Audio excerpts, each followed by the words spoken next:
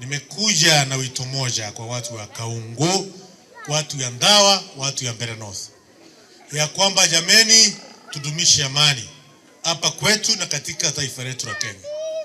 Nimekuja na ujumbe moja: wale mataperi ambao wanapanga furugu, wale wakora wanapanga mambo ya kupora mali na kuharibu mali ya watu wengine, wale wakora ambao wanapanga maneno ya ukabila, wale wakora wa mitego, wale wakora wa giza, wale wakora wa shares, wale wakora ambao wanaita wa Kenya wenzetu cousins, na sisi ni ndugu na ndanda.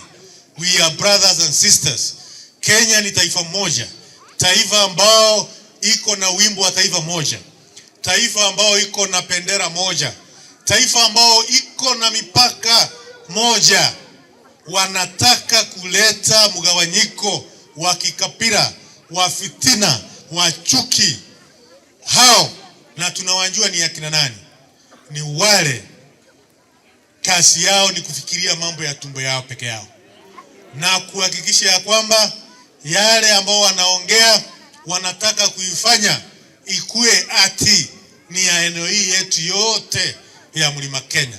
Tunaambia kwamba sisi tukiwa hapa Mbeere North, tukiwa Embu County, tukiwa Tharaka Nithi County, tukiwa Meru na tukiwa kona zote za hii kona ya mlima, hatutaki maneno ambayo ni ya kumwagika, ya kumwaga damu, ya kuchochea watu, ni ya ukabila, ya kusema Kenya ni ya shares, ya kuwekea watu mitego, ya kuona giza.